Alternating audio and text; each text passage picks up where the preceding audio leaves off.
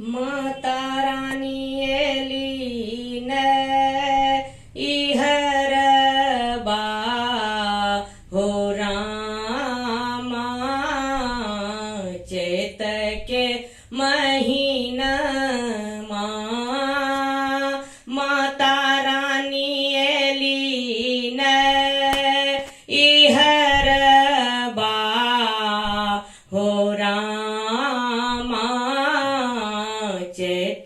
के महीना चैत के महीना रामा चैत शुभ दिन माता रानी एली न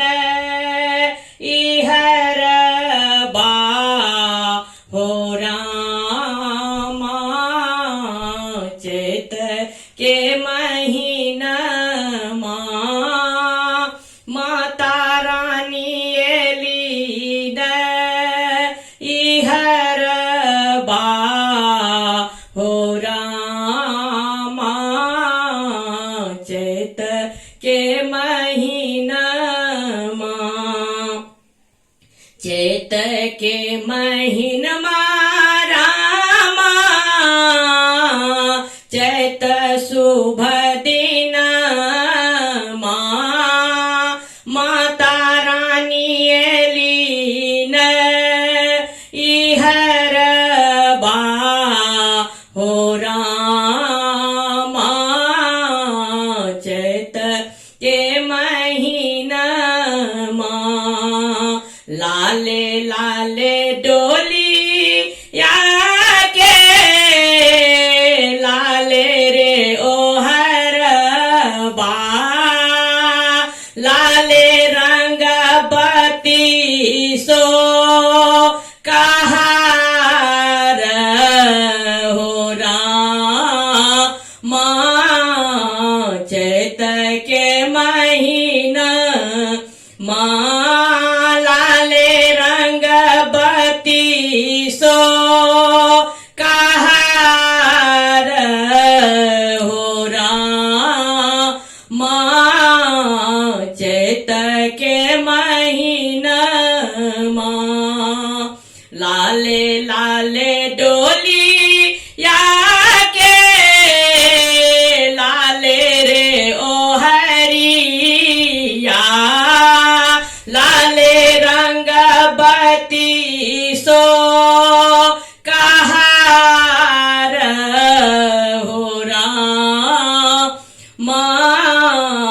चैत के महीना माता रानी एली न इहर बा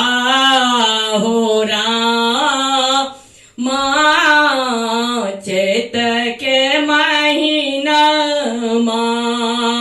डोलिया के आगे आगे गणपति बबुआ डोलिया के आगे आगे गणपति बबुआ चारों दिस करे रखवाली हो रामा चैत के महीना चारों दिस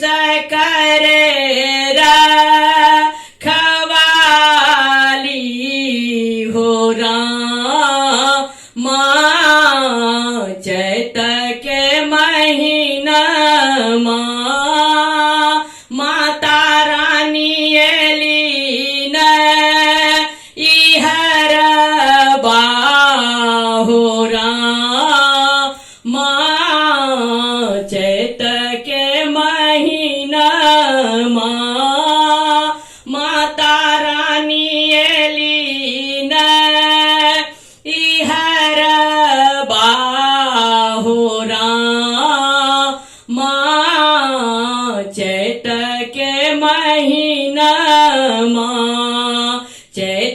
के महीन रामा चैत शुभ दिन माता रानी एलीन इहर बाहुरा चैत के महीना डोलिया उतरी गेल सेवक अंगना घर घर होइए पूजन माहुरा चैत के महीना घर घर होइए पूजन माहुरा